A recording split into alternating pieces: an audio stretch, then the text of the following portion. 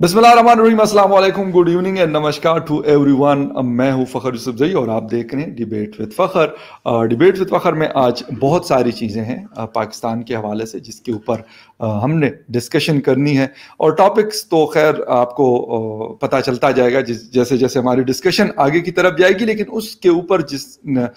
साहब ने जो गेस्ट हमें ज्वाइन कर चुके हैं, आप सबके जाने माने बैरिस्टर हामिद बाशानी साहब ने हमें ज्वाइन किया है। हम उनको वेलकम करते हैं। Welcome to the show sir. Thank you जनाब, थैंक यू। बाशानी साहब बहुत शुक्रिया शो ज्वाइन करने का। स्टार्ट करेंगे, एक बड़ी अहम खबरें आजकल चल रही हैं ट्विटर के ऊपर, पाकिस्तान में भी बड़ा बहुत ज़्यादा बहस चल रही है उसके हवाले से, बल्कि वर्ल्ड वाइड उस हवाले से बहुत बहस हो रही है। जो बाइडन साहब ने क्लाइमेट चेंज के हवाले से एक कॉन्फ्रेंस जो है वो बुलाई है, जिसमें से तकरीबन दुनिया के 40 ममालिक शरीक हैं। उसमें से हमारे इर्द गिर्द के सब ममालिक को बुलाया गया, लेकिन पाकिस्तान जो बिलियन ट्री के ऊपर काम कर रहा है और पिछले 7 सालों से उसको नहीं बुलाया गया। क्या देखते हैं कि किस चीज की सफारती नाकामी है हमारी, या कोई और वजह है इसके पीछे? बड़ा सेंसिटिव टॉपिक है जनाब। ये जो जिसको कहते हैं ना टिप ऑफ द आइसबर्ग है, जो पाकिस्तान को नहीं बुलाया गया। और ये जो है वो जिसको कहते हैं ना दीवार पे लिखा ना पढ़ना, ये उसको रिफ्लेक्ट कर रहा है। जो हमारी आदत है, पुरानी आदत के हमें दीवार पे लिखा हुआ या तो जानबूझ के नहीं पढ़ते या फिर हम जो है वो इग्नोर कर देते हैं। लेकिन ये होना था, चूंकि देखें जिस तरीके से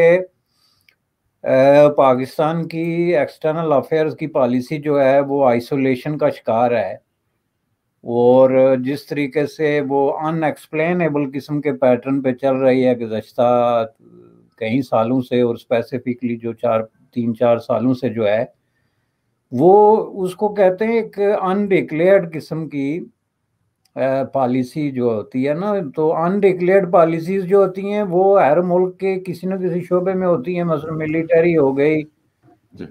या प्रॉक्सी वार्स हो गई, खुफिया मंसूबे हो गए, फ्यूचर की जो सबूटाजिंग एक्टिविटीज अगेंस्ट द एनिमीज हो गई। लेकिन जो आपकी एक्सटर्नल अफेयर्स की पॉलिसी होती है वो अगर क्लियर, प्रिसाइज और दो टोक नहीं है तो उसको दुनिया फिर आपको एक मशकूक नज़र से देखना शुरू हो जाती है। डिप्लोमेसी के जो इन नोट्स हैं वो अपनी जगह होते हैं, उसमें आप चलें ठीक है, चीज़ों को इधर उधर एक्सप्लेन करते रहते हैं, लेकिन एक आउटलाइन होती है पॉलिसी की जिसको आप क्लियर करते हैं कि भाई हमारी ये पॉलिसी है,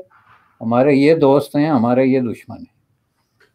और ये इसके बगैर दुनिया चलती नहीं है। दुनिया की बड़ी बड़ी कुव्वतों ने ये करके देख लिया। अगर आप हिस्ट्री में जाके देखें, ये जो नॉन अलाइन मूवमेंट डेवलप हुई थी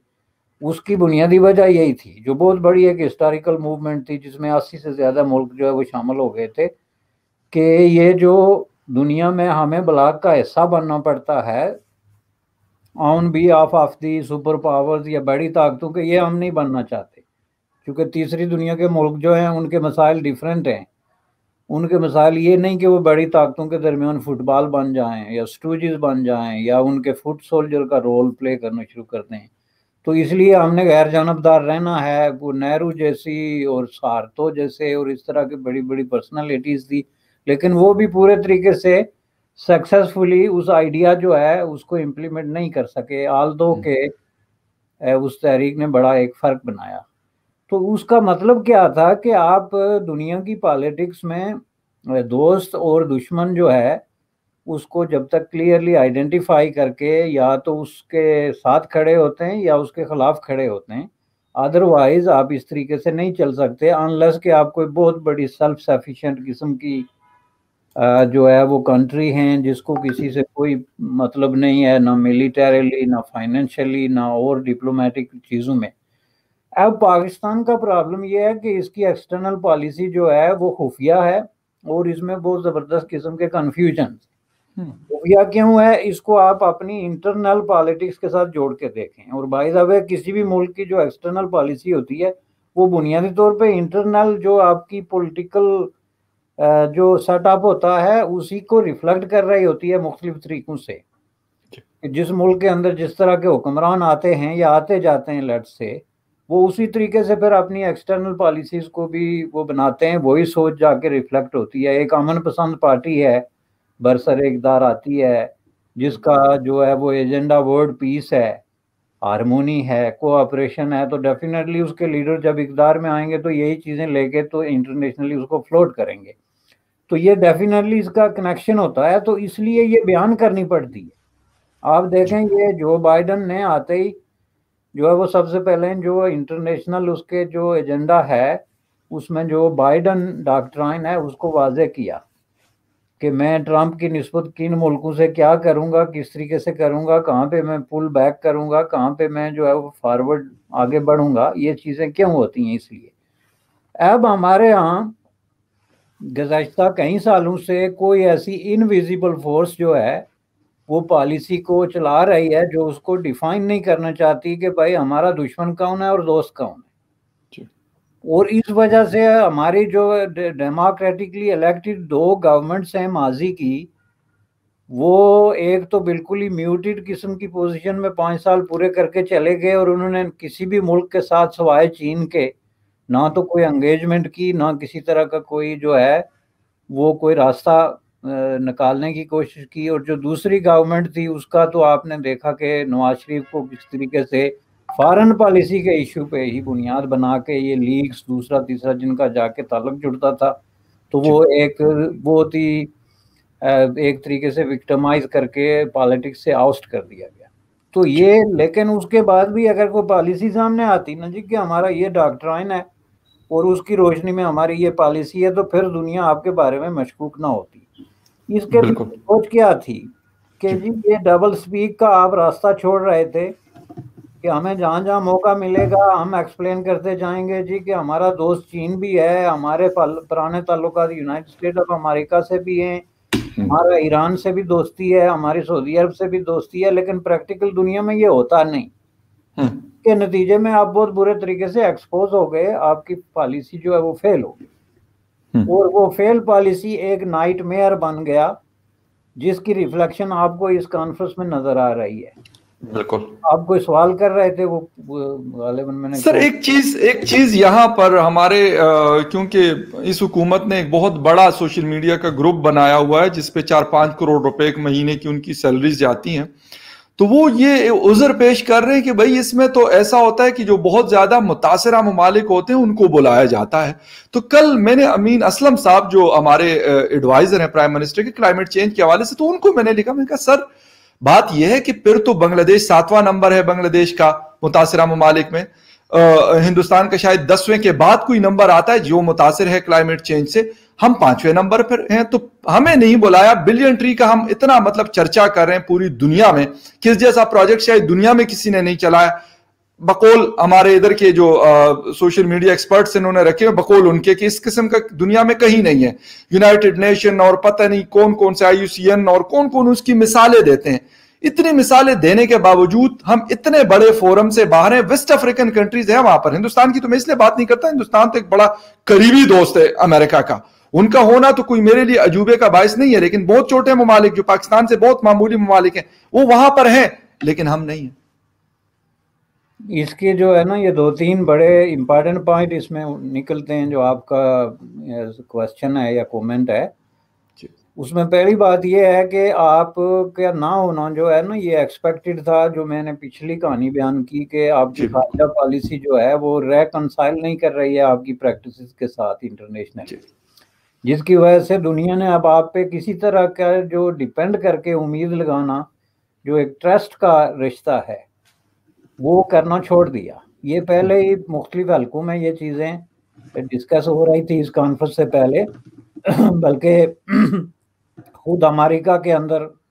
جو ڈپلومیٹک چیزوں کو ڈیل کرنے والے لوگ ہیں وہ اس بات کا بار بار اظہار کر چکے ہیں کہ ہماری اب پاکستان کے حوالے سے وہ ضرورت نہیں رہی ہے کہ ہم اس کو اس طریقے سے انگیج رکھیں. لیکن اس میں 2-3 چیزیں بڑی امپارٹنٹ ہے. پہلی بات یہ ہے کہ یہ جو آپ نے بنگلہ دیش کی بات کی ہے یہ چیز جو ہے نا اب ہمیں اپنی وکیبلری اور مسالیں دونوں چینج کرنی پڑیں گی. Let me tell you one thing why we are living in past. Bangladesh جو ہے وہ 2nd لارجسٹ اکانومی ہے ساؤتھ ایشیا میں اس وقت, and one of the promising developing countries میں سے ایک ہے انٹرنیشنلی. تو اس حوالے سے اب آپ اس کو بار بار پاکستان سے ایکویٹ نہ کریں. Pakistan has failed on both fronts, economy کے حوالے سے بھی اور پرومسنگ جو ایٹیٹیوڈ ہوتا ہے نا دنیا میں, صرف آپ باتیں کرتے ہیں کہ ہم یہ کرنے والے ہیں وہ کرنے والے ہیں, اور اس کے پیچھے سے آپ کا جو ہے نا وہ اسپیریٹی کمپلیکس جھلکتا ہے, جس کی مثال آپ نے بلین ٹری کی دی. جو بلین ٹری ہے آپ کا کیا ہے؟ بلین ٹری سوائے اسپیریٹی کمپلیکس کے اور کچھ نہیں ہوتا. ماحول جو ہوتا ہے جناب, یہ کوئی لوکل ایشو نہیں ہے, ماحول ایک انٹرنیشنل ایشو ہے. اس کو انٹرنیشنلائز کیے بغیر اور انٹرنیشنل قوتوں کے ساتھ ایک پیج پہ آئے بغیر آپ کچھ نہیں کر سکتے, کیونکہ یہ بہت چیزیں اس میں جڑی ہیں. اس میں اکانومی ہے, اس میں آپ کا ٹریڈ ہے, اس میں آپ کی مینوفیکچرنگ ہے, اس میں آپ کے ساری چیزیں جو ہیں اس کے ساتھ جڑی ہوتی ہیں. آپ کے جو وسائل ہیں, معدنی وسائل ہیں, تیل ہے, انرجی کے ریسورسز ہیں, تو یہ ساری چیزیں کوئی ایک ملک اپنے طور پہ چھوٹے موٹے اقدامات ضرور کر سکتا ہے, لیکن اگر وہ سولو فلائٹ پہ اتر آئے کہ میں کو بہت بڑی سپیریئر چیز ہوں اور میں 1 بلین ٹری لگانے والا ہوں, نہ اس سلسلے میں یونائٹڈ نیشن کے کسی ادارے کے ساتھ اس طریقے سے آفیشیلی کنیکٹڈ ہوں, نہ جو انٹرنیشنل سٹیک ہولڈرز ہیں جو کلائمیٹ چینج کے حوالے سے, ماحولیاتی آلودگی کے حوالے سے, زہریلی گیسوں کے حوالے سے, کاربن کے حوالے سے, ان کے ساتھ بغیر کوئی کمیونیکیشن کیے آپ نے اعلان کر دیا جی ہم جو ہے وہ بلین ٹری لگا دیں گے, اور ہم نے لگانے شروع کر دیے. جس طریقے سے جو ہے وہ آئی اندر کی خبریں اور سٹوریز وہ آپ کے سامنے ہیں کہ ان میں کتنی سچائی ہے, لیکن یہی وہ چیزیں جس کی وجہ سے دنیا آپ سے جو ہے وہ ٹرسٹ ڈیفیسٹ کا شکار ہوئی ہے کہ آپ بڑکیں بہت لمبی مار دیتے ہیں, بہت بڑی بڑی باتیں کر دیتے ہیں, اور اندر سے وہ جو ہے نا کھودا پہاڑ اور نکلتا ہے چوہا. 1 بلین ٹری لگانا کوئی مذاق نہیں ہوتی ہے. آپ جا کے پہلے چیک کریں کہ وہ کہاں کہاں لگے ہیں, کس طریقے سے لگے ہیں, کون سے ٹری لگے ہیں, ان کا ماحولیات کے ساتھ, انٹرنیشنلی وہ چیزوں کے ساتھ کس طریقے سے جو ہے وہ جڑے ہیں. پہلی بات یہ تھی. دوسرا اس کو کہتے ہیں سولو فلائٹ, کہ آپ جو ہے وہ بجائے اس کے کوآپریشن کے اپنے طور پہ جمپ لگاتے ہیں, تو اس کے نتیجے میں دنیا بھی پھر اپنے طور پہ جمپ لگاتی ہے اور آپ کو اپنے حال پہ چھوڑ دیتی ہے. تیسرا جناب میں آپ کو بتاؤں کہ اس کا سب سے بڑا پرابلم کیا ہے, کہ یہ میں نے بہت پہلے کہا تھا کہ یہ امریکی پالیسی ساز بہت عرصے سے یہ اشارے دے رہے ہیں کہ پاکستان کا اب ہمارے نزدیک وہ اہمیت نہیں رہی ہے, اور اس کی وجہ پاکستان کی ظاہر ہے. میں نے جیسے کہ عرض کیا اوپنلی, تو اس کی وجہ یہ تھی کہ یہ چین کے ساتھ پاکستان کا اب اس حد تک ایڈجسٹمنٹ ہو گئی ہے کہ اب وہ اس پہ کوئی وقت ضائع کرنے کے لیے تیار نہیں ہے. لیکن اس کی بڑی وجہ یہ تھی کہ پاکستان اپنے گول جو فارن پالیسی کے ہیں اور انٹرنیشنل کمیونٹی کے اندر پیس اور وار کے جو ایشوز ہیں, کوآپریشن کے ایشوز ہیں, اس پہ اپنی پوزیشن کلیئر کرنے میں ناکام رہا ہے. اور اس کی وجہ یہ تھی کہ 3-4 سالوں میں پاکستان کے اندر یہ کوشش ہو رہی ہے کہ ہم سب کے ساتھ ہیں, میں نے جیسا کہ پہلے عرض کیا. اب اس کے نتیجے میں پاکستان کو جان بوجھ کے تو یہ ریئلائز کرایا گیا کہ اگر آپ پراپرلی بیہیو نہیں کرتے تو ہم آپ کے ساتھ یہی سلوک کریں گے, جس کو میں نے ٹپ آف دی آئس برگ کہا ہے. اب آپ دیکھیں گے آگے ایک کانفرنس جو بائیڈن کرا رہا ہے انٹرنیشنلی ڈیموکریسی کے حوالے سے, اس میں بھی آپ دیکھیں گے کہ حالانکہ پاکستان میں الیکشن ہوتے ہیں ریگولرلی, لیکن اس میں پاکستان کو جو ہے وہ باہر رکھنے کی کوشش کی جائے گی. آلدو کہ اگر وہ اس سے سبق سیکھ کے یہ جو کانفرنس ہے تو اس کے لیے پہلے سے کوئی کر لیں تو کر لیں, ادروائز اس میں بھی پاکستان جو ہے وہ انوائٹ نہیں ہوگا. اب اس میں ہم نے دیکھنا ہے کہ اس کا اصل میں پرابلم کیا ہے. میں آپ کو بتاتا ہوں کہ یہ جو ہمارا پرابلم ہے سپیریورٹی کمپلیکس کا, پرائم منسٹر صاحب نے ابھی ریسنٹلی سری لنکا کا دورہ کیا تھا, ٹھیک ہے نا جی. ایک مثال میں آپ کو یہ دوں گا, اور دوسری میں مثال آپ کو دوں گا جو ان کا پہلا انٹریکشن تھا جو بائیڈن کے ساتھ. دونوں کا تعلق جو ہے وہ انوائرمنٹ سے کیا بنتا ہے. پہلا جو انہوں نے ٹویٹ کی تھی جنوری میں جو بائیڈن کو مبارک دینے کے لیے, اس کا سب سے بڑا نقطہ جو ہے انوائرمنٹ تھا کہ جی ہم ماحولیات پہ مل جل کے کام کریں گے. اس کے علاوہ اکنامک کوآپریشن, ٹریڈ وغیرہ بھی مینشن تھا, لیکن مین پوائنٹ جو ہے وہ تھا ماحولیات کا. تو اس میں سوال یہ پیدا ہوتا ہے کہ جب انہوں نے اس طرح کا پہلی ٹویٹ میں ایک پرسن آف انٹرسٹ شو کیا کہ مجھے مالیات پہ انٹرسٹ ہے اور Pakistan is ready and willing to do whatever it takes, تو آپ جو ہے اس کا مطلب یہ ہے کہ امریکہ کی طرف سے آپ کو پازیٹیو آنسر آنا چاہیے تھا نا، کیونکہ آپ نے پہلا کمیونیکیشن ہی مالیات پہ کی ہے۔ دوسری چیز پہ آپ نے سری لنکا میں خان صاحب نے جو تقریر کی ہے، اب ان کا پرابلم یہ ہے کہ وہ تقریر زبانی کرنا چاہتے ہیں اور ایک ہی تقریر کو دہرانا چاہتے ہیں۔ وہاں انہوں نے دہرایا کہ جی ہم جو ہے وہ یونائٹڈ اسٹیٹ آف امریکہ اور چین کے درمیان جو ہے وہ ریکنسائل کرائیں گے۔ آپ ذرا دیکھیں کہ آپ کی پوزیشن یہ ہے کہ آپ کو سری لنکا جیسا ملک تقریر نہیں کرنے دیتا اپنی پارلیمنٹ میں، اور آپ دنیا کی دو سپر پاورز کے درمیان سمجھوتا کراتے ہیں، بلکہ بٹا کے ان کو سمجھاتے ہیں بچوں کی طرح۔ اور انہوں نے کلیئرلی، آپ وہ اٹھا کے دیکھیں آرکائیو، انہوں نے کہا کہ ہم یونائٹڈ اسٹیٹ اور چائنا کے درمیان جو ہے وہ سمجھوتا کرانے کے لیے تیار ہیں، اور یہ کام ہم نے پہلے بھی کیا تھا۔ ہم نے جو ہے وہ ہنری کسنجر کا جو ہے وہ چائنی لیڈرشپ کے ساتھ ملاقات کرائی تھی، جو کہ ایک بہت بڑا ہسٹوریکل فیکٹ ہے جس کو ریپیٹڈلی مس یوز کیا جاتا ہے، اور یہ وہی جو ہے جس کا تعلق آپ کے کمپلیکس سے بنتا ہے، سپیریورٹی کمپلیکس سے۔ یہ درست ہے کہ اس میں پاکستان کے ذریعے چین کے جو میسجنگ ہوئی تھی، جو کہ عام ہے، عام سی بات ہے کہ دنیا میں جن ملکوں کے درمیان کمیونیکیشن نہیں ہے تو کسی ملک کے ساتھ جو کمیونیکیشن ہے ان کو اگر امریکی کہتے ہیں جی ہمارا چین سے براہ راست تعلق نہیں، تو آپ ذرا ان کو بتائیں ہم ملنا چاہتے ہیں، تو یہ کون سی قابلیت ہو گئی؟ یہ تو آپ نے سمجھ لیں ایک میسنجر کا رول پلے کیا، آپ نے کوئی اس کے پیچھے ڈپلومیسی کی یا کوئی کام تو نہیں کیا نا، آپ نے تو ایک میسج ملا تو آپ نے آگے دے دیا، تو چینیوں نے کہا ٹھیک ہے ہم ملنا چاہتے ہیں۔ لیکن اس کو آپ کہیں کہ جی ہم ماضی میں بھی بہت عظیم تھے اور اب بھی عظیم ہونے میں ہمیں کوئی اعتراض نہیں ہے، اور ہم ان دونوں ایڈیٹس کو بٹھا کے سمجھانے کے لیے تیار ہیں، تو دنیا اس کو نوٹ کرتی ہے۔ تو ان چیزوں کے نتیجے میں میرے خیال میں انہوں نے آپ کو ایک تھوڑا سا جھلکی دی ہے کہ بھائی چیزیں اس طرح نہیں ہوتی، آپ انٹرنیشنل کمیونٹی کا ایک حصہ بنیں اور اس میں جو ہے وہ آپ بیہیو کریں جس طرح باقی ملک کر رہے ہیں۔ لاسٹ سوال انسلٹ کا، تو آپ نے بنگلہ دیش کا نام لیا، اس سے تو بنگالی انسلٹڈ فیل کریں گے۔ میں آپ کو بتاتا ہوں اس میں بھوٹان بھی انوائٹڈ ہے سر۔ میں وہ افریقی ملک جو ہے نا چھوٹے چھوٹے، ایگزیکٹلی، اور اس طرح کے ملک بھی یہ جو ہیں وہ جن کا مالیات کے حوالے سے اس طرح کی نہیں ہے، پاکستان کوالیفائی کرتا ہے ہر محاذ پہ ٹو بی انوائٹڈ۔ یہ جو آپ کہتے ہیں نمبر 5 اور 10 میں اختلاف ہے، بعض لوگ کہتے ہیں جی آن 10 نمبر ہے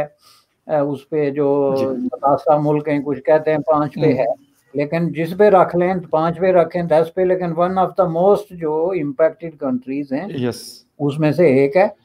نمبر 2 پاکستان دنیا کے ان ملکوں میں سے ایک ہے جس میں بہت کم پولوشن ہو رہی ہے، چونکہ اس میں کوئی انڈسٹری نہیں ہے، 1% ہے ٹوٹل۔ ایگزیکٹلی، جو ہم اومیشن کر رہے ہیں that is only 1%۔ Exactly, yes sir.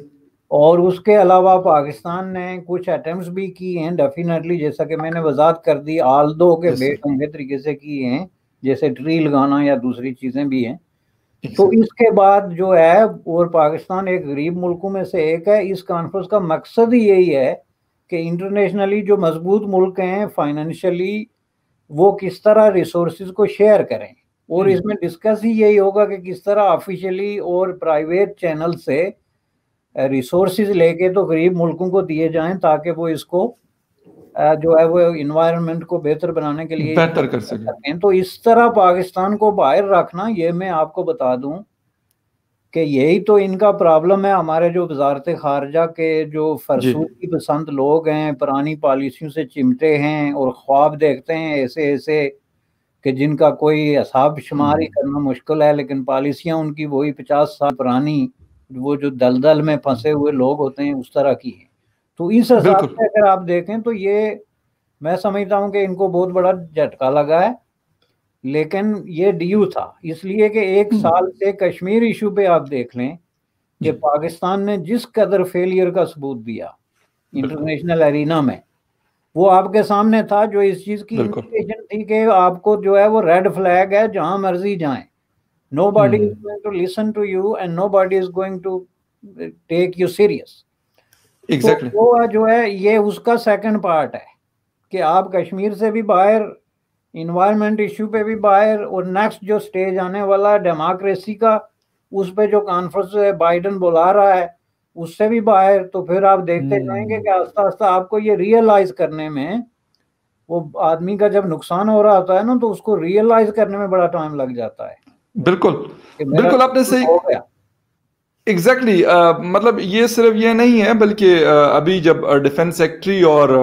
Foreign secretary امریکہ کے، انہوں نے پہلا وزٹ ہندوستان کا کیا، الاسکا میں چائنا کے ساتھ ان کے مذاکرات ہوئے، بے شک ایک دوسرے کو برا بلا کہا، لیکن پاکستان تو میرے خیال میں کہیں سٹینڈ نہیں کرتا ان چیزوں میں جب اتنے بڑے پاورز کے بیچ میں بات چیت کرنا، کیونکہ ہم ایک مطلب $1 ارب ہم سعودی عربیہ سے ادھار مانگتے ہیں، ایک جو ہے دبئی سے $2 ارب ہم مانگ رہے ہوتے ہیں ادھار چائنا سے، جس میں سے بھی انہوں نے $4 ارب اب واپس مانگے ہم سے کہ بھئی آپ ہمیں واپس کریں، ہمیں ضرورت ہے اس کی، یا جو بھی. سر ایک ایران چائنا کے بیچ میں بڑی ڈیولپمنٹ ہوئی، لوگ کہہ رہے کہ چابہار کو انڈیا نے چھوڑ دیا تو چائنا نے وہاں پہ ٹیک اوور کر دیا، وہ ایک الگ کہانی ہے. لیکن جو وہاں پہ سب سے اہم بات آج کل ٹویٹر ٹرینڈ کر رہی ہے پاکستان کے اندر، وہ یہ ہے کہ چائنا نے کہا ان کو کہ یار ہمارے دوست وہ ممالک کے کچھ، لازمی سی بات ہے انڈائریکٹلی ان کا اشارہ پاکستان کا نام نہیں لیا، لیکن پاکستان ہی تک کہتے کہ ایک فون کال پہ وہ لوگ ڈھیر ہو جاتے ہیں. وہ سعودیہ کا MBS کال کر لے یا پھر دبئی کا کوئی شیخ کال کر لے یا کوئی اور کر لے تو وہ کہتے ہیں بس ٹھیک ہے، بس یا امریکہ سے اگر کوئی کال آ جاتی ہے. سر اس کو کس طریقے سے دیکھتے ہیں، کیونکہ یہاں پہ بھی فورن پالیسی ہمارا پھر فیلئر ہی نظر آتا ہے. دیکھیں اس کو ہسٹوریکلی دیکھنے کی ضرورت ہے. ہسٹوریکلی یہ بات جو ہے اگر دنیا میں کہیں سچ ہے کہ ایک فون کال پہ دنیا کا کوئی حکمران اگر ڈھیر ہوا تو وہ پریزیڈنٹ مشرف تھا، اور وہ پاکستان کا پریزیڈنٹ تھا اس وقت، اور ملٹری چیف تھا، کمانڈو. تو ہاں، جو کہ ایک مضبوط ترین پوزیشن تھی. ظاہر ہے کہ پاکستان کے جو پاور سٹرکچر ہے اس میں یہ دونوں عہدے ملا کے تو موسٹ پاورفل پرسن آپ کہہ سکتے ہیں. ایک فون کال پہ وہ ڈھیر بھی ہوئے، اور اس طریقے سے ڈھیر ہوئے کہ خود امریکیوں نے اس پہ جتنی حیرت کا اظہار کیا وہ آپ کے سامنے ہے، اور ہر چیز ڈاکومنٹڈ ہے، اس کو بتانے کی ضرورت نہیں. لیکن اس کے بعد جب کبھی بھی کوئی مثال دے گا کہ خواہ وہ چین دے یا ایران دے کہ کچھ ملک ایسے ہیں جو ایک کال پہ ڈھیر ہو جاتے ہیں، تو وہ مثال ہمیشہ پاکستان کی ہی ہوگی، اور اس میں پریزیڈنٹ مشرف کی مثال ہوگی. آلدو کہ اب ہمارے کچھ دانشور اس کو بنا کے پیش کرنے کی کوشش کر رہے ہیں کہ نہیں جی یہ سٹیٹمنٹ جو ہے یہ چین کی تھی نہیں، یہ تو جو ایرانی وزیر خارجہ ہے اس کی تھی، اور اس کا اشارہ جو ہے وہ انڈیا کی طرف تھا. اب آپ کا جب ایٹیٹیوڈ یہ ہوگا کہ آپ اس طرح کی چیزوں کو بھی گھما پھرا کے تو انڈیا کے خلاف یا بنگلہ دیش کے خلاف یا اس طرح کے یوز کرنے کی کوشش کریں گے، تو اس سے پھر ظاہر ہے کہ انٹرنیشنل کمیونٹی یا جن ممالک سے بھی آپ ڈیل کر رہے ہیں وہ آپ کی نیت پہ شک کرنا شروع ہو جاتے ہیں. ایک ہوتا ہے نا کہ آپ کا، ایک ہوتی ہے انٹینشن کہ بھائی آپ کی انٹینشنز جو ہیں وہ اس طرح کی ہوتی ہیں ہمیشہ کہ آپ کبھی پازیٹیولی سوچ ہی نہیں سکتے. اب یہ چیز ڈیفینیٹلی چین نے کہی ہے، چونکہ یہ جو خود آپ دیکھیں جو ایرانی میڈیا ہے ان کی جو ویب سائٹ ہے، جو آفیشیل ان کا ٹیلی ویژن ہے، اس کی ویب سائٹ پہ ابھی تک موجود ہے، اس پہ لکھا ہوا ہے. اور اس طرح کی اگر کوئی غلطی ہو جائے تو ود ان نو ٹائم وہ اس کو ریٹیفائی کرتے ہیں. تو غلطی نہیں ہوئی ہے، یہ باقاعدہ سٹیٹمنٹ آئی ہے، اور یہ سٹیٹمنٹ ایک ہسٹوریکل پس منظر میں جو ہے وہ آئی ہے. لیکن یہ جو ہے نا وہ آپ مجھے یہ بتائیں کہ اگر یہ ایسی بات ہی مان لیں ہم میں، تو جو کچھ مشرف صاحب نے کیا تھا اس سے بڑا سرنڈر یا ڈھیر ہونا اور کون کر سکتا ہے؟ تو اس میں آپ انڈیا کو کیا تانا دیں گے؟ لیکن یہ جو ہے میں سمجھتا ہوں کہ یہ لوگوں کو تانا دینے سے پہلے ہمیں خود اپنے سی پیک کے گریباں میں بھی جھانکنا چاہیے کہ اس معاملے میں ہم کام کریں. بالکل بالکل سر. وہاں پر ایک سی پیک کا تو ایک ایشو یہ ہے کہ چائنیز جن سی پیک اتھارٹی کے چیئرمین صاحب جو ہمارے ہیں جنرل ریٹائرڈ عاصم سلیم باجوہ صاحب، جن کے اوپر پچھلے 1.5 سال سے بڑے مطلب چیزیں تو بہت ساری ہے لیکن کوئی کچھ کہتا نہیں ہے، نہ نیب کو توفیق ہوتی ہے، اور حکومت بیچاری کیا کرے گے. ویسے مطلب سارے لوگ ان کو سلیکٹڈ کہتے ہیں لیکن وہ پروو کرتے ہیں ہر قدم پہ، یہ ثابت کرتے ہیں کہ ہم واقعی سلیکٹڈ ہیں. تو اس کے اوپر چائنا کو بہت زیادہ ریزرویشن ہے عاصم سلیم باجوہ صاحب کی. اس کی وجہ سے سی پیک کا جو پیس ہے وہ انتہا کا سلو چل رہا ہے. مطلب 3.25 سال اس حکومت کو ہو گئے اور وہ میاں نواز شریف صاحب نے اس کو شروع کروایا تھا. تو اگر ٹوٹل حساب کتاب کر لے تو 5-6 سال کم از کم گزرے ہیں, لیکن آن گراؤنڈ ہمیں ابھی تک کوئی ایسی چیز سالڈ نظر نہیں آتی کہ ہم کہیں کہ ہاں یہ انڈسٹریل زون کمپلیٹ ہو گیا یا ہمارا فلی آپریشنل ہو گیا. گوادر پورٹ کے اوپر سر ایک رپورٹ آئی ہے 2 دن پہلے, ٹوٹلی 8% آپریشنل ہے وہاں پہ, ورک آؤٹ ہو رہے, ٹوٹل 8%, 92% کچھ بھی نہیں ہو رہا وہاں پہ. مطلب جو بھی شپمنٹس وغیرہ ہوتی ہے تو وہ نہیں ہے, اور اس کی وجہ بہت ساری چیزیں ہیں, سیکیورٹی بھی ہے لیکن فیسلٹیز نہیں ہے سر, نہ ان کا روڈ نیٹ ورک کنیکٹیویٹی ہے نہ کچھ اور ہے. لیکن دعوے وہی آپ والی بات ہے کہ سپریارٹی کمپلیکس کے ہم شکار ہیں, دعوے ہم بہت سارے بڑے بڑے کرتے ہیں. دیکھیں جی, پہلی بات یہ ہے کہ سی پیک جو ہے جس کو جتنا زیادہ ہوا بنا کے پیش کیا گیا اتنا یہ ہے نہیں. یعنی 50-60 بلین ڈالر کی جو رقم ہے نا, آپ اگر ڈیری پریس دیکھتے ہیں تو آپ دیکھیں دنیا میں ہمارے ارد گرد کتنے ملک ایون آن ڈیلی بیسس پہ اس طرح کے بجٹ بنا رہے ہیں جس میں 100 بلین 200 بلین اور اس طرح کے پیسے ہیں. یہ کوئی اس طرح کے پیسے نہیں ہیں کہ اس سے ایک کام جو ہے وہ دوسری کام کو آلموسٹ خرید لے. جو ایٹیچیوڈ پاکستانی لیڈرشپ نے دیا ہے, خواہ وہ سول ہو یا ملٹری ہو, سی پیک کے حوالے سے وہ اسی طرح کا تھا کہ جیسے ہم تو بک گئے جی, اب تو چین کی ہم جیب میں ہیں, جو انہوں نے ہمیں 60 بلین ڈالر دے دیا جی, گیم چینجر ہے جی, فلاں ہے جی. یہ اتنی بڑی رقم نہیں. پہلی بات یہ ہے جیسا کہ میں نے عرض کیا کہ دیکھیں یہ گزشتہ 1 سال کے دوران یہ کینیڈا جیسی کنٹری جو ہے اس نے آلموسٹ ایکول ٹو 400 ٹریلین کے قریب جو ہے وہ پیسے, یونائٹڈ اسٹیٹ آف امریکہ کے دیکھ لیں کتنے پیسے لگ گئے ہیں دوسرے ادھر ہمارے ارد گرد کے ممالک میں. تو یہ جو ہے یہ تو آج کل ویکسین کی قیمت سمجھی جاتی ہے 50-60 billion some thing like this. تو اس کی بنیاد پہ ایک تو پہلی بات یہ ہے کہ اوور ایکٹنگ کی گئی, سی پیک کے ساتھ بہت زیادہ امیدیں جوڑی گئی, اور یہ ایک ایسے وقت میں ہوا جب پاکستان میں ٹوٹل مایوسی اور اندھیرا تھا. یعنی they had nothing to tell to the people کہ ہم کر کیا رہے ہیں, ہمارا نیکسٹ بل کہاں سے پے ہوگا, ہمارا نیکسٹ جو ہے وہ کون سا منصوبہ ہوگا. یعنی جس کو کہتے ہیں نا مکمل اندھیرا, اس میں ان کو ایک سی پیک ایک پروپوگنڈا آپ سمجھ لیں کہ آرگن کے طور پہ مل گیا کہ اس کو یوز کر کے جی وہ ہماری قسمت بدلنے والی ہے, گیم چینجر ہے. یہ بات آپ کی 100% درست ہے کہ آج تک سوائے اکا دکا سڑکوں کے کوئی کنسیڈریبل جو ہے منصوبہ نہیں بن سکا, اور یہ گزشتہ 1-2 سال سے تو ویسے بھی آپ کے سامنے ہے کہ اس پہ کوئی کام ہی نہیں ہو رہا ہے. بلکہ اس پہ جو سنجیدہ کریٹک ہیں وہ تو کہتے ہیں کہ وہ منصوبہ ہی اب آگے چلے گا ہی نہیں, کیونکہ اس میں اتنی گیپ آ گئی, وقت جو ہے وہ بدل گیا. اور مین وائل جیسے آپ دیکھیں ایران جو ہے, چین جو ہے وہ کوئی پاکستان پہ صرف ڈیپینڈ نہیں کرتا ہے, اس کا یہ ایک انٹرنیشنل جو ہے وہ ایک منصوبہ ہے روڈ اور بیلٹ کا. اور جس طرح ابھی ایران کے ساتھ انہوں نے کیا, اور اس کو اس لیے کچھ لوگ زیادہ سیریس لیتے ہیں کہ ایران کا یہ چین کا یہ کلیئر اشارہ تھا پاکستان کی طرف کہ پاکستان نے سی پیک کے فرنٹ پہ ہمیں مایوس کیا ہے, اور جو وعدے انہوں نے کیے تھے اسپیسیفکلی کرپشن کے حوالے سے, ٹرانسپیرنسی کے حوالے سے, ایفیشنسی کے حوالے سے, اس پہ وہ پورا اترے نہیں ہیں. تو اس لیے جو ہے وہ چین اس حوالے سے مایوس ہے. لیکن چین کا کوئی بڑا کام اس وجہ سے رکا ہوا نہیں ہے. چین کے دنیا میں ہزاروں کروڑوں کام اور منصوبے چل رہے ہیں, ان میں سے ایک بہت ہی چھوٹا سا منصوبہ جو ہے, یعنی 60 بلین ڈالر چین کے لیے کوئی اماؤنٹ نہیں ہے, یہ ہر بندے کو پتا ہے. بالکل صحیح. اچھا سر, ایک چیز اور ہے, آج ایک دفعہ پھر ہمارے ہاں عمران خان صاحب نے اپنی جو کیبنٹ ہے اس میں ریشفلنگ کی ہے, بلکہ میں کہوں گا بہت ساری چینجز ہوئی ہیں, جس میں سے حفیظ شیخ صاحب کو ہٹا دیا گیا, اور اس کے بعد حماد اظہر جو ہمارے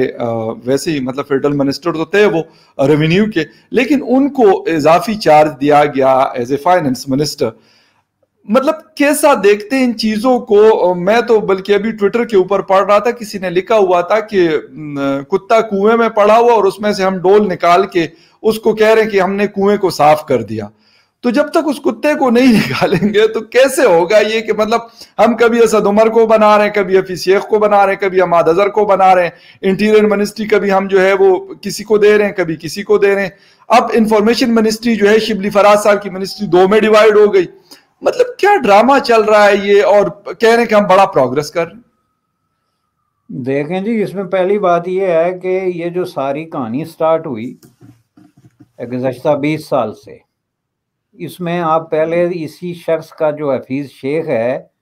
اس کا رول دیکھیں. اب اس ٹائپ کا جو اکانومسٹ ہوتا ہے اس کا رول صرف یہ نہیں کہ وہ وزیر خزانہ ہی ہوتا ہے, اس میں اس کی اور بہت ساری چیزیں, تحریریں, تقریریں, مشورے, یہ چیزیں ویسے بھی اگر آپ منسٹر نہیں بھی ہیں تو پھر بھی ان کو سیریسلی لیا جا رہا ہے. اب یہ جس طریقے سے گزشتہ 20 سال سے عوام کے ساتھ فراڈ ہو رہا ہے کہ قرضے لیے جا رہے ہیں, ہر حکومت دوسری سے بڑھ چڑھ کے لے رہی ہے, اور پھر لوگوں کو بتایا جا رہا ہے کہ نہیں جی ہم نے تو کچھ لیا ہی نہیں, یہ ساری جو ہے پچھلی حکومتیں ہیں.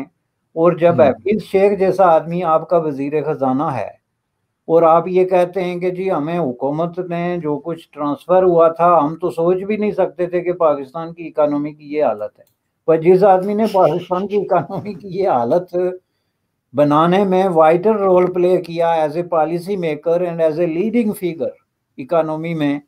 وہ آپ کا وزیر خزانہ ہے. وہ آپ سے پہلے بھی وزیر خزانہ تھا, وہ اس سے پہلے بھی وزیر خزانہ تھا, اس کو آپ نے مستعار لیا اور مشرف پیپلز پارٹی, اور اب یہ اور آپ کہتے ہیں ہمیں تو اندازہ نہیں تھا کہ ہمیں حکومت اس حالت میں ملے گی. اگر آپ کو یہ اندازہ نہیں تھا تو اس کا مطلب یہ ہے کہ آپ اکانومی کی ٹرمز میں ٹوٹلی الٹریٹ ہیں.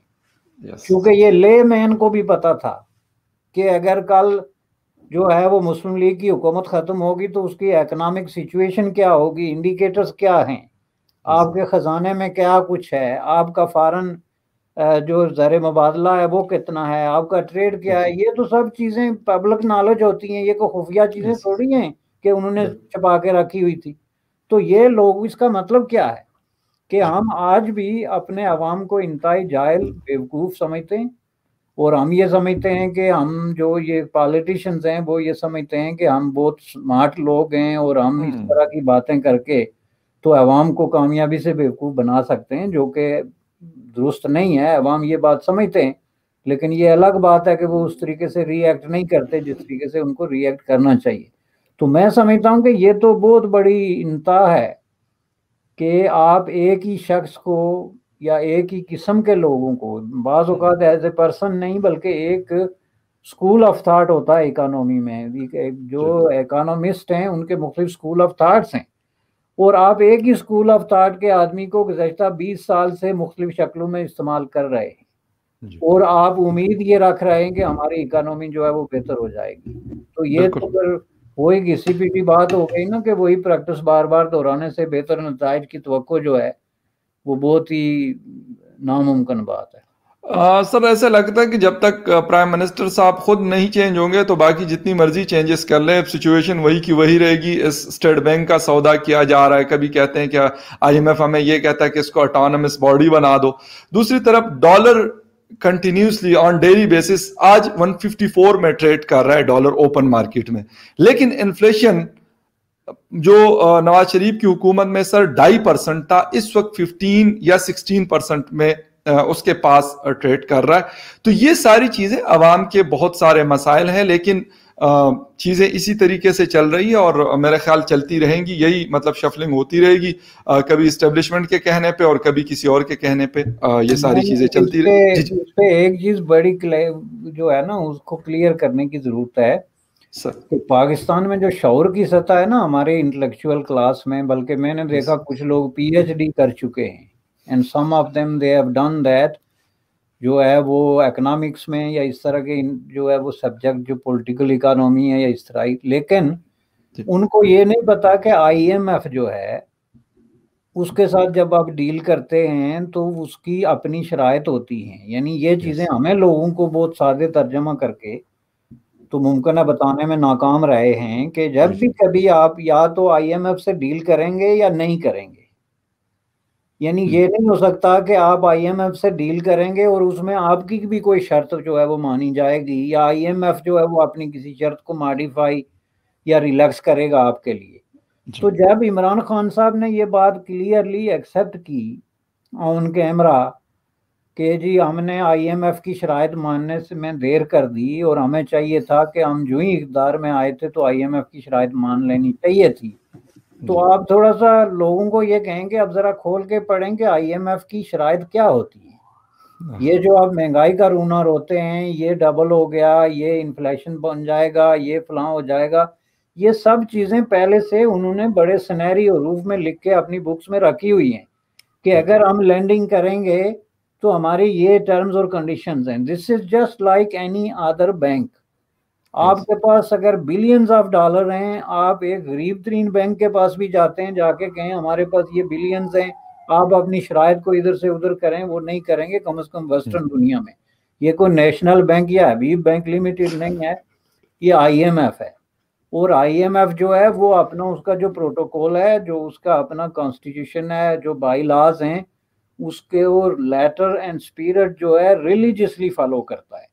تو جب آپ کا پرائم منسٹر یہ تسلیم کر چکا کہ ہمارے پاس آئی ایم ایف کے علاوہ کوئی راستہ نہیں ہے،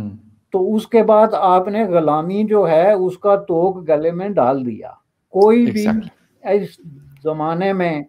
کوئی بھی باعزت ملک جو ہے وہ آئی ایم ایف سے مجبوری کے علاوہ قرضہ لینے کے لیے تیار نہیں ہے. اور جو لیتے ہیں، میں آپ کو ایک مثال دیتا ہوں، مثلا گریس تھا، جب وہ فائنینشیل کرائسس میں چلا گیا تو اس کے لیڈروں نے اپنے عوام کو بیوقوف نہیں بنایا کہ آئی ایم ایف جو ہے اس کے پاس کوئی اعلیٰ دین کا چراغ ہے یا اس کے پاس ہر جو ہے درد کی دوا ہے. انہوں نے کلیئرلی اپنے عوام کو بتایا کہ I M F is a bad option. I M F کا مطلب یہ ہے کہ آپ اپنی اکانومی کو گرو رکھ رہے ہیں، لیکن یہ ہماری مجبوری ہے، ہم بیل آؤٹ کرنے کے لیے ایسا کر رہے ہیں. ہمارے حکمران کیا کریں گے کہ وہ آئی ایم ایف کو بھی کوئی ولی اللہ بنا کے پیش کرنے کی کوشش کر رہے ہیں کہ جی یہ تو کوئی غلطی کر ہی نہیں سکتا. اور یہ سب سے بڑا پرابلم ہے. اور جن لوگوں کو اکنامکس کی اے بی سی آتی ہے ان کو پتہ ہونا چاہیے کہ آئی ایم ایف جو ہے اس کی شرائط کڑی ہیں، انفیئر ہیں. اور آج تک دنیا میں جس ملک کو بھی آئی ایم ایف نے قرضے دیے، انہوں نے ان کی اکانومی کو، ان کے فیوچر کو، اس کو جو ہے وہ بہت حد تک ایک کرائسس کا شکار کر دیا. یہی وجہ ہے کہ بہت سارے ملکوں نے یہ قرضے دینے سے انکار کر دیا تھا. یہ اگر آپ ماضی میں دیکھیں، ارجنٹینا، اس طرح کے بہت سارے ملک تھے، انہوں نے کہا تھا کہ ہم بینکرپسی کو ترجیح دیں گے. اور مجھے لگتا ہے کہ دیٹس واٹ یہ is going to happen Pakistan میں بھی، کہ الٹیمیٹلی یہ ڈیفالٹ کر جائیں گے ان قرضوں پہ، چونکہ اس کا میتھ اور لاجک آپ کو اجازت نہیں دیتی کہ آپ یہ قرضے کبھی واپس کر سکیں گے انلیس کے ونڈ فال. ہر 3 مہینے بعد آپ بتائیں کہ ہمارے سمندر سے جو ہے وہ تیل کی بو آ رہی ہے یا کہیں سے ہوا چل رہی ہے ہمارے بڑے پہاڑوں کے اوپر سے جہاں سے کوئی جو ہے وہ سونا برسنے والا ہے. آپ ایسی باتیں کر رہے ہیں، لیکن آپ مجھے ایک سورس بتائیں جس سے آپ کے پاس اتنا پیسہ آئے گا کہ آپ یہ آئی ایم ایف کے قرضے، یہ انٹرسٹ اور یہ پرانے قرضے دے سکیں. بالکل بالکل ایگزیکٹلی سر. اور دوسری بات یہ ہے کہ اگر باقی کنٹریز جن کا آپ ذکر کر رہے ہیں، میں کہتا ہوں شاید انہوں نے اپنے لوگوں کے اوپر اس میں سے کچھ پیسہ لگایا ہو. ہمارے ہاں تو وہ زیادہ کرپشن میں ہے. اسٹیبلشمنٹ اپنا حصہ مانگتی ہے، باقی ہمارے پولیٹیکل جو لوگ ہیں پاورفل وہ اپنا حصہ مانگتے ہیں. پھر بڑے بڑے مافیاز بیٹھے ہوئے ہیں، شوگر ہے، پیٹرولیم مافیا ہے، آٹے کا مافیا ہے، بے تحاشا قسم کا. ان کو کسی کو فکر نہیں ہے. وہ کہتے ہیں یار یہ 22 کروڑ ہمارے جو ہے نا بیڑ بکریوں کی طرح انہی کے اوپر تو ہم نے حکومت کرنی ہے. اس لیے تو حفیظ شیخ صاحب وہاں سے بریف کیس لے کے آتے ہیں. اور ابھی آج چلے گئے تو میرا خیال ہے انہوں نے فلائٹ پکڑ کے چارٹرڈ جہاز کروایا ہوگا، دبئی پہنچ گئے ہوں گے. ان کو کوئی نہیں فرق پڑتا. لیکن اصل جو میں کہتا ہوں خون تو بیچاروں میں اب نہیں رہا، لیکن وہ گنے کی مشین جو ہوتی ہے نا اس میں بار بار ڈال کے اور دوسری طرف نکال رہے ہیں. یہ حالت ہوئی ہے لوگوں کی، کیونکہ جابز نہیں ہے لوگوں کے پاس، اس کے علاوہ کوئی اور سورس نہیں ہے لوگوں کے پاس. دڑا دڑ جو امیر تھے وہ تو امیر ہو رہے ہیں، لیکن عام آدمی کی زندگی میں کہتا ہوں کہ دن بدن ہمارے ہاں پاورٹی میں اضافہ ہو رہا ہے. حالانکہ دنیا کے جو جتنے بھی ممالک تھے پاورٹی میں، وہ نکل رہے ہیں اس میں سے اور ہم دس رہے ہیں. لیکن افسوس کے ساتھ نظر نہیں آتا، کوئی سولوشن نظر نہیں آتا. Thank you very much sir for joining the show. بڑی زبردست ڈسکشن رہی آپ سے. And thank you very much viewers for watching debate with Fakhar Yousafzai. Take care and bye.